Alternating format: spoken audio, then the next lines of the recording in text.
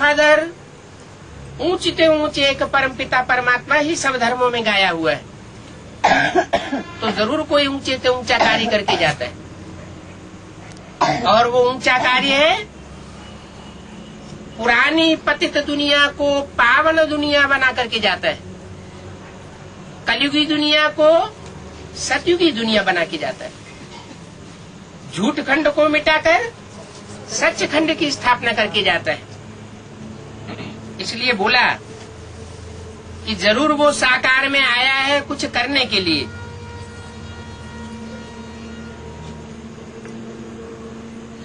तो क्या ब्रह्मा तन में आया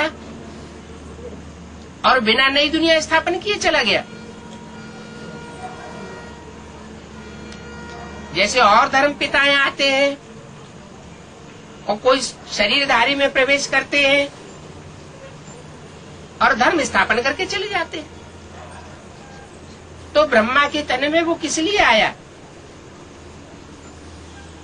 ब्राह्मण धर्म की स्थापना करने के लिए आया। बाकी ये नहीं कि ब्रह्मा के द्वारा वो पुरानी दुनिया का विनाश भी कर देता है।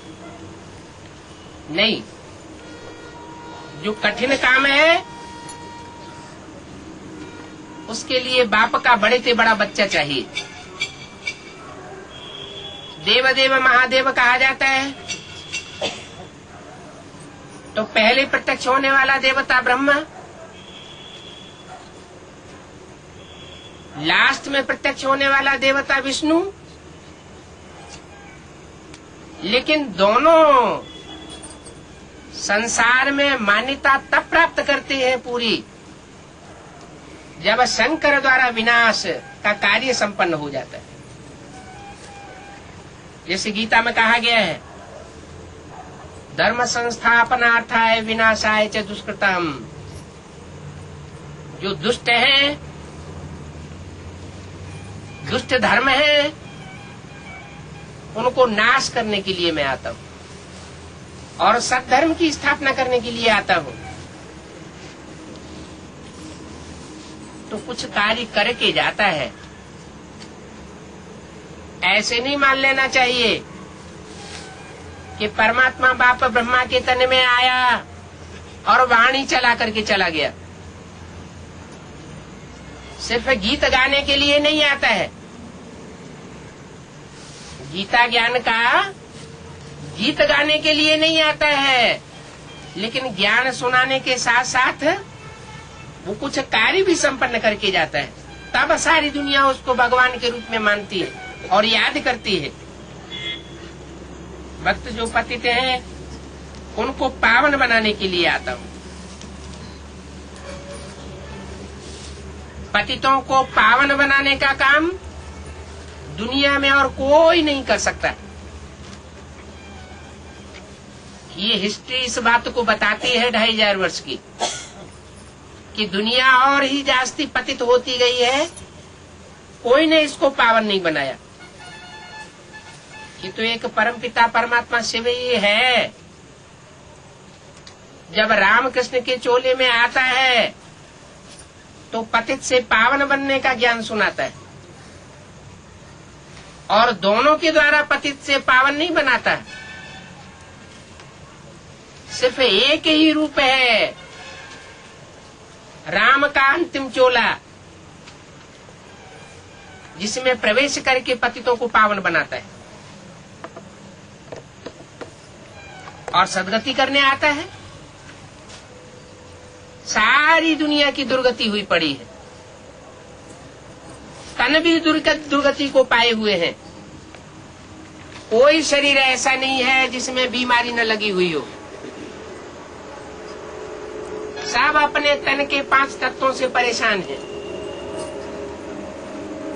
दुनिया में डॉक्टरों की संख्या बढ़ती जाती है,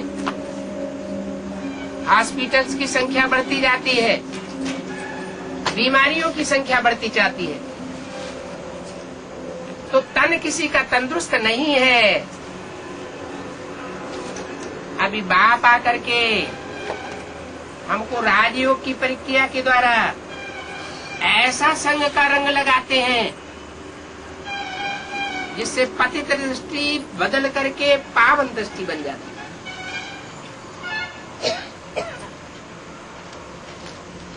कहते हैं आंख सबसे जास्ती धोखा देती है, दृष्टि ही सबसे जास्ती पतित बनती है और दृष्टि ही सबसे जास्ती पावन बनती है। दृष्टि का सुधार हो जाए तो सब कुछ सुधार हो जाए। तो परमात्मा बाप भी षष्ठी पा करके पहले दृष्टि से षष्ठी सुधारते, ऐसे नहीं कि और कर्मेंद्रियों से काम नहीं लेते। जिस तन में प्रवेश करते हैं उस तन की सभी कर्मेंद्रियों से संग का रंग लगता है, लेकिन दृष्टि से विशेष संग का रंग लगता है। दृष्टि से आकर के परमात्मा सृष्टि को सुधारता है, पतित दृष्टि वालों को पावन दृष्टि वाला देवता बनाता है। अभी जो सबकी दृष्टि व्यभिचारी बन चुकी है, अनेक में दृष्टिवृत्ति जाती रहती है, उस व्यभिचारी दृष्टिवृत्ति को बदल करके अव्यभिचारी बनाकर जाता है। देवताएं होते ही हैं अव्यभिचारी, सतयुग में होते हैं अव्यभिचारी, और कलयुग में वही देवताएं जन्म लेते लेते संग के रंग में आते आते व्यभिचारी दृष्टिवृत्ति वाली बन जाती है। कर्मेंद्रियों की कृति भी व्यभिचारी बन जाती है। तब परमात्मा बाप को आना पड़ता है।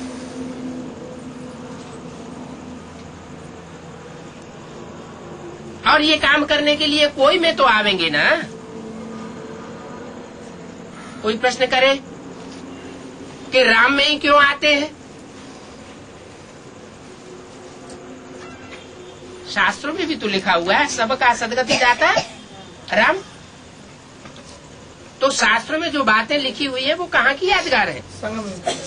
संगम युग की यादगार है।